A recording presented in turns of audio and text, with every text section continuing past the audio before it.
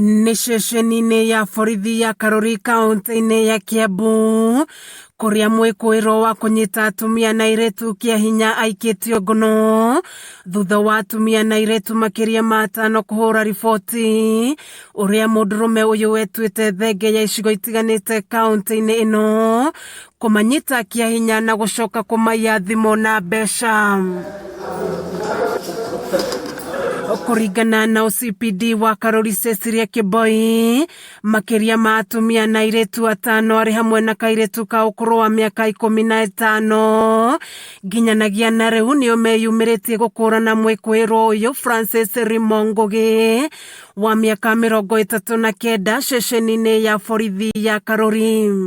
He has been positively identified here by 5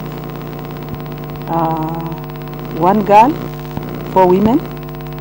That is the one that actually raped them, threatening them to kill, and also robbing them of their properties.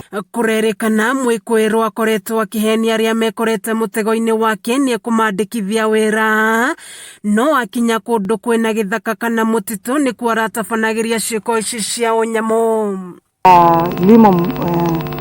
Ngugi is one terrorist that has been terrorizing the members of public at Kiambu.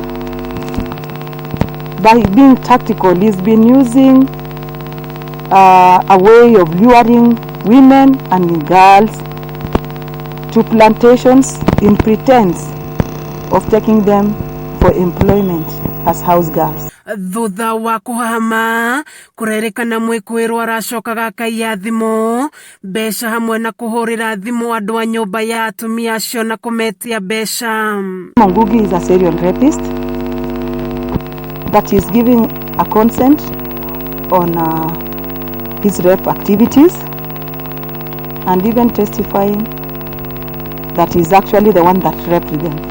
So far, we are still waiting for other people to come out. Kebo yaugite Ngugi ni etikirite gukorwo atabanetie ciiko icio na kuongerera ati ni matanyite andu angi mekorete mutego-ini wake gukorwo makiyumiria. Anyone with any information that is leading to activities of this serial rapist, Mr. Francis Ngugi, to come out and give us more information so that we are able to really help people out there. Ngugi aranyitirwo muthenya wa ira ni maabitha uthuthuria ri mwena wa mai mahiu na atanyitwo gukinyio igoti-ini muthenya wa rucio na thitangwo na mahitia ma unyitani wa kiahinya orodo mwena wa ici wa kiahinya. Ngugi is going to be arraigned in court tomorrow, the 29th, with the following charges. 1 is rape, the second one is defilement, the third one is robbery with violence. Kameme TV gethie na mbere na gukuguriria maria maregariura kaunti-ini ya Kiambu njitagwo Wanjiko.